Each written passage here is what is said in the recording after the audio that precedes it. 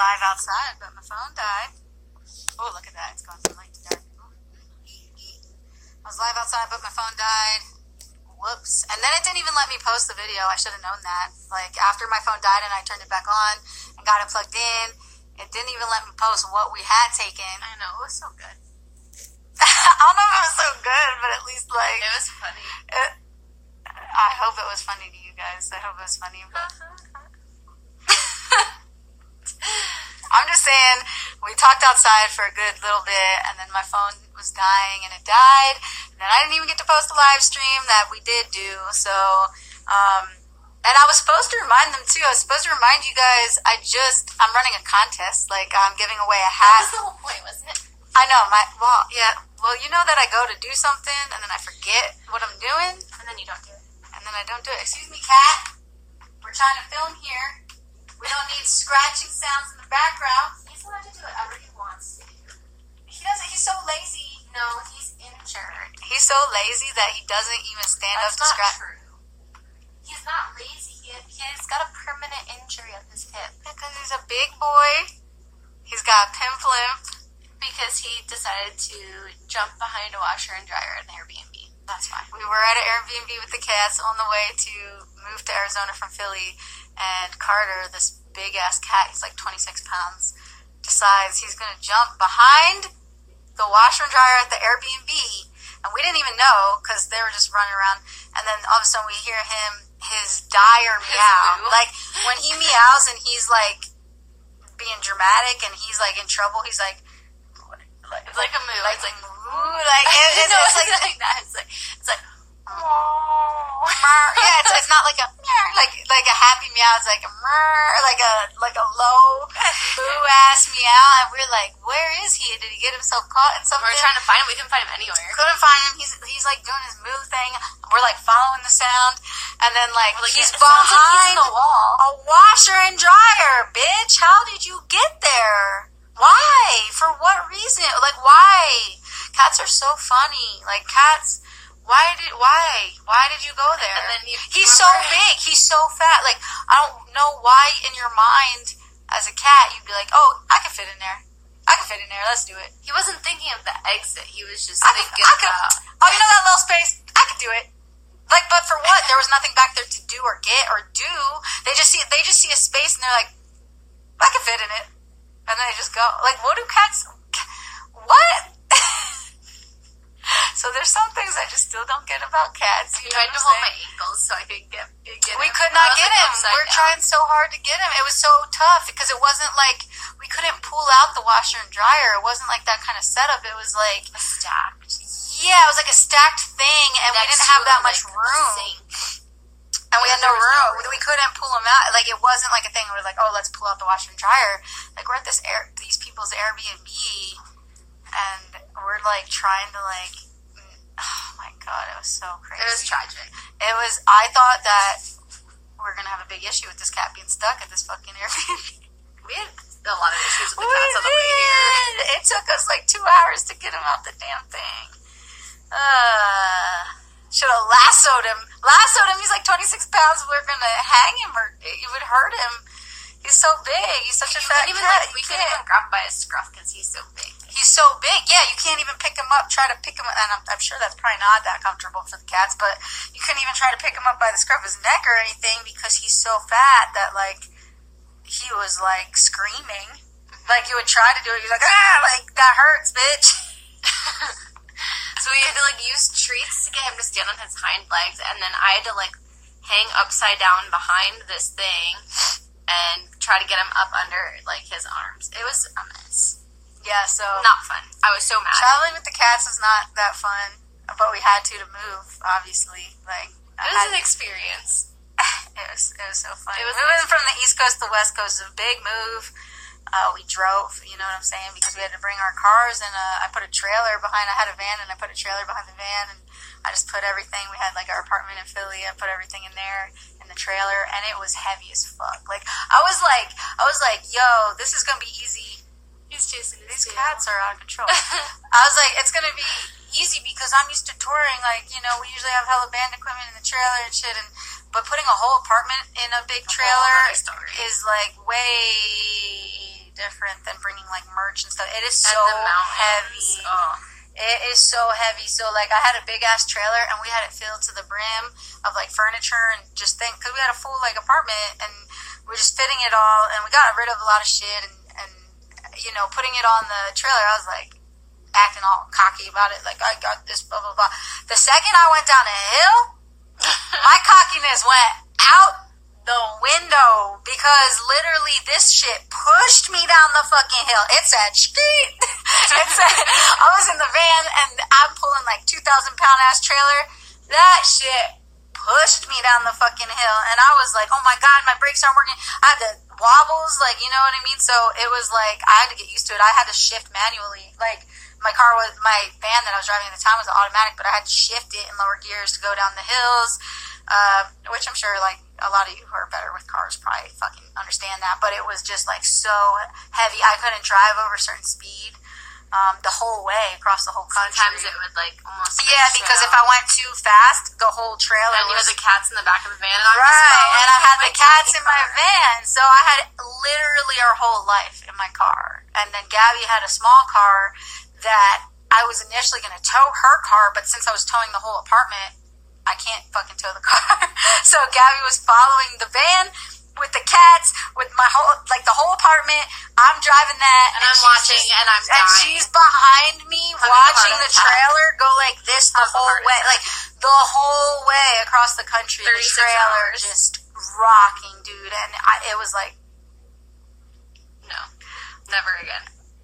It was kind of wild. If we ever move cross country again, like we are selling every bit of our shit.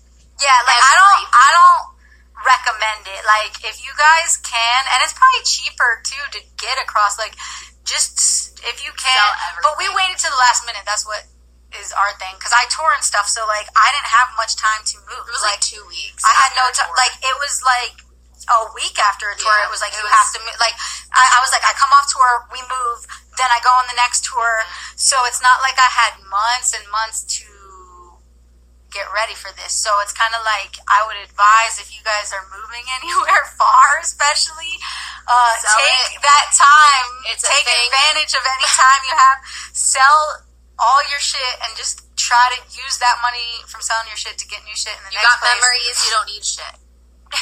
Honestly, because we rushed that shit and we rushed moving. We didn't pack anything until like the day before we had to leave. That was so bad. Don't do that. Don't do that. Don't do that. I'm just saying, so don't do that. Don't do what we did.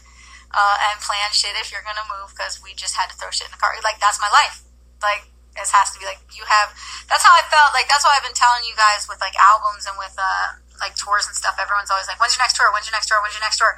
The thing is, I'm a heavily touring artist. Compared to a lot of artists, I tour a great deal more than most artists, and not because I have more opportunities. I'm sure they have lots of opportunities to tour, but I just do it. Like, I just go, and it's like, because of that, a lot of times I don't have as much time as I would like to record records and music videos and stuff. Like, obviously I get it done. You guys see me release a lot of stuff, but it's just felt very rushed recently because it'll be like, hey Whitney, so you go on tour, then you come back for like 2 weeks, and then you go on the next tour. So in that 2 weeks, you got to come out with this whole album, but then also simultaneously, like while writing the album, get ready for your next tour. Like order merch, figure out your staff for the tour, figure out your set list for the tour, like practice the set. Like, so like I'll have like 2 or 3 weeks or something sometimes in between tours to like prepare for a whole other tour while writing and recording an album that's supposed to be like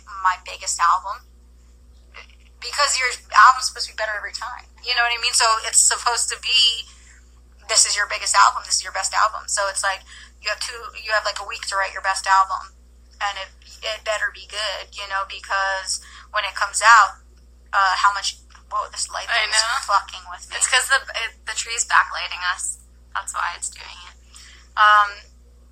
Yeah, but what was I going to say? Oh, because a lot rides on the music and how popular it becomes. So if I write something super rushed and it's like really expected to do really well, and it's like my next tour is based off of how well it does, is like really a lot of pressure. pressure, and I don't mind that pressure. I know that's what it takes to be an artist. Like, I get that. I get that there's pressure on your stuff to be the best, and it has to beat your last shit and whatever. But when you have those pressures and you're doing it in a week and you're competing against, you know, so many other people who have, like, take a year to do a record or something, like, that is insane. You know what I mean? So that was kind of, like, getting to me. So that's why you guys haven't seen me announce a tour. Like, I got off tour with Lil Debbie.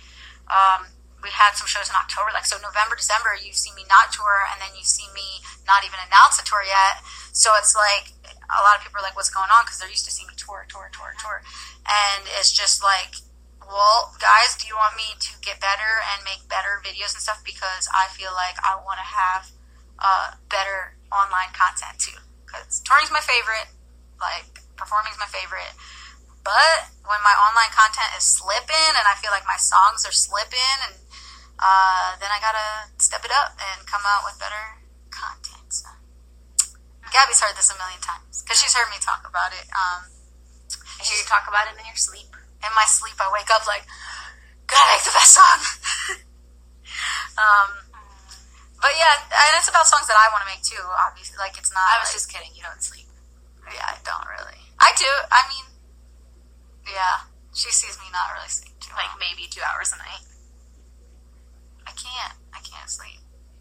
I'm used to being in weird hotel rooms across the country. So we maybe just need to recreate that here. No. So we just need to, Please, no.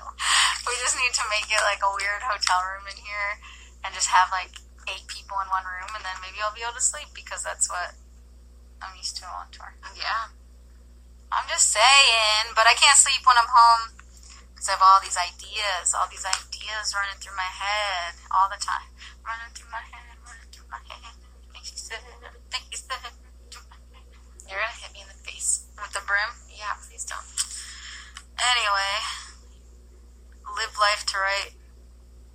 You have to live life to write life. That's yeah, so no, true. totally true. And touring is living, but then it's a lot of the. It's not the same thing because you're going to a different state, but it's the same routine for you as far as going to a venue and then going to a hotel.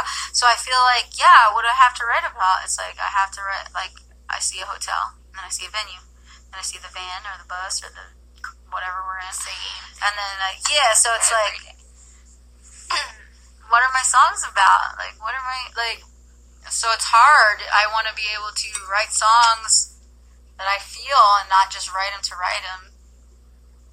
You know what I mean? And I've written songs for other people and stuff too, not just for myself. Like, people don't realize that, like, I call myself a rapper or whatever, but I'm a songwriter all around. I might not be the best singer in the world, because I'm definitely not, but I write melodic things, and I've written for lots of singers. So I sit there and do that too, but I think not everyone realizes that. Not everyone realizes, like, how much songwriting I'm doing aside from my stuff, how much I'm doing for other people's stuff. And yeah. So that's that. I'm not just a rapper. I write bitchy songs, bitch. True. I write people's songs too. You just don't know about it. Because if it doesn't fit with my brand or whatever, why am I going to promote it? But then also, like, that song, just for instance, when I was on that song with Caroline. Oh, yeah. True. You guys saw that song 100 with Caroline, and I ended up putting it as a bonus track on, like, the re-release of Firecracker, just because it was, like, a cool little, like, track.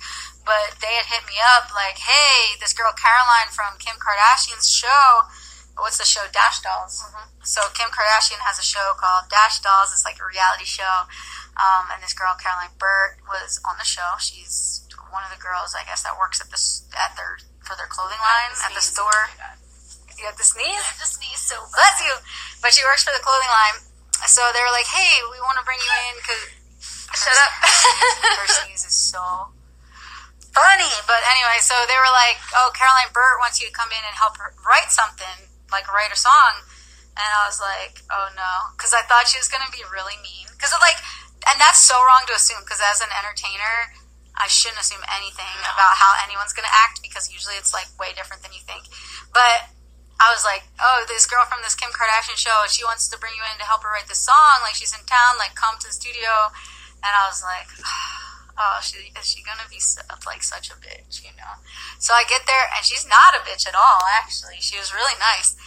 So I was writing the song with her, And so I wrote these like rap parts, and I was like, hey, like do this, and I was like writing these rap parts for her, and she was like, why don't you just be on the song?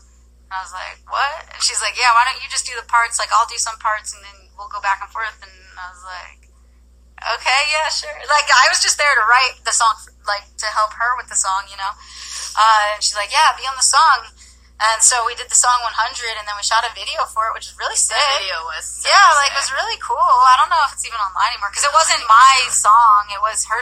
It was initially her I think song. she was, like, rebranding or something. Yeah, I think she's being more like a singer, like a Melanie Martinez type now. You know what I mean? So at the time, she was doing this, like, EDM-y rap stuff.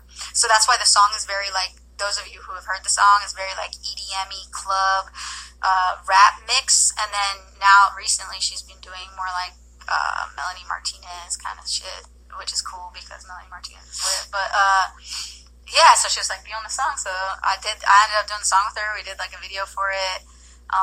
Like years later, I ended up putting on the Firecracker re-release as a bonus track because a lot of my fans still hadn't heard the song because it wasn't like for my record initially. You know what I mean? So I just put it as a track on like the Firecracker. Johnny John. Johnny John. Yeah, so we look like tired as fuck. I am even tired though as I'm like fuck.